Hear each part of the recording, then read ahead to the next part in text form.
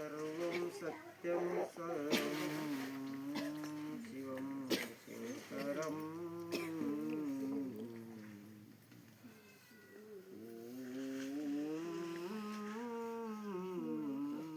మీ ఇంటి పక్కన పుట్టున్నదా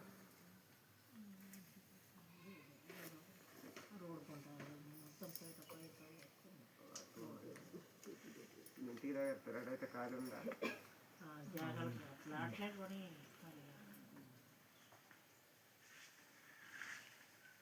కానీ ఇట్లానే దాన్ని ఎవరు కొట్టారు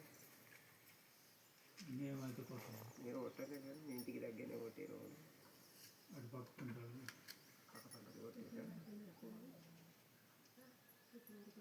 రెండు సార్లు రండి మీకు ప్రాబ్లం ఓకే అయితే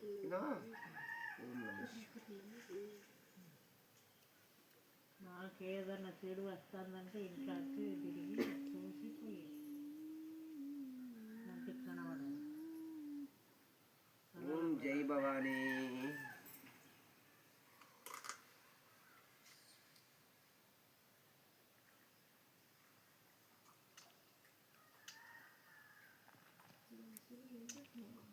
నేను ఇస్తే ఒకటి రాసుకోండి.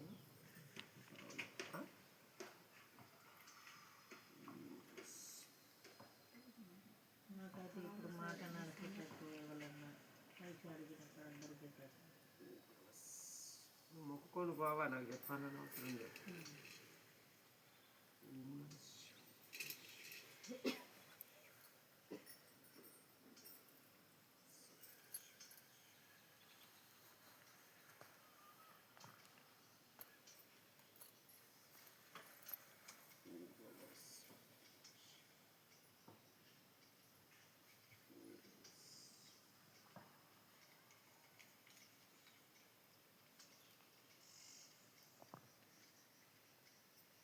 తలకాయ లాపు గుంజటో లోలవా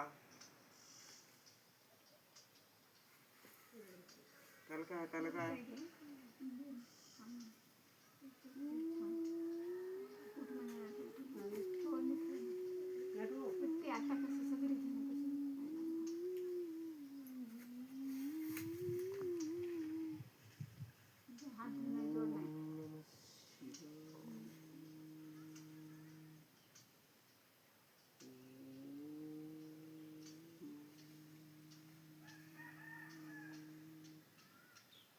మొన్న నచ్చిపోయినాక మీ మామ ఫోన్ చేసిండా?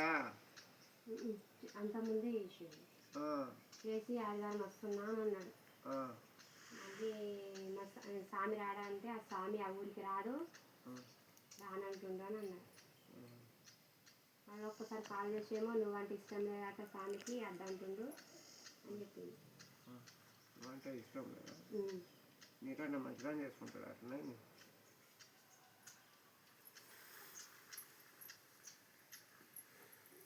దండం పెట్టుకుంటూ ఉండాలా బాపు?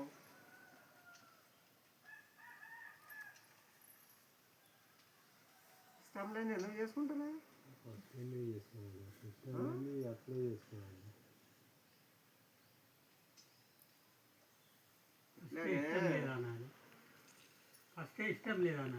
ఇట్లానే తెలుసు కదా డబ్బా. నేను మా బిడ్డ మేనత్త కొడుకు ఇద్దరు చేసుకున్నారు. ఆల్రెడీ నేను ప్రెగ్నెంట్ నాకు వచ్చేది లేదు ప్రెగ్నెంట్ ఆల్రెడీ వేసి వాళ్ళు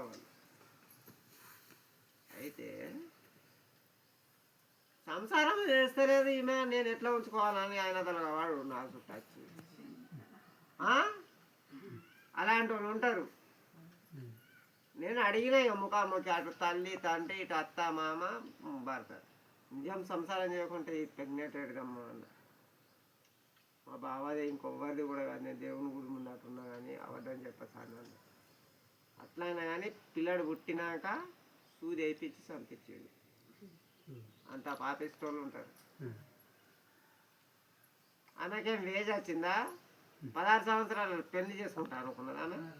చదువుకునేదాన్ని ఇస్తావా ఇయ్యవా అని ఈయన అడుగుతాడు. లాస్ట్కి వస్తే ఇంకా వేరే అమ్మాయి ఈయన ఉదరింపు అయితే ఆమె నిడిసబెట్టి నేను చేసుకుంటా అంటే ఈమె ఇట్లా చేస్తుంది. ఎవరికైనా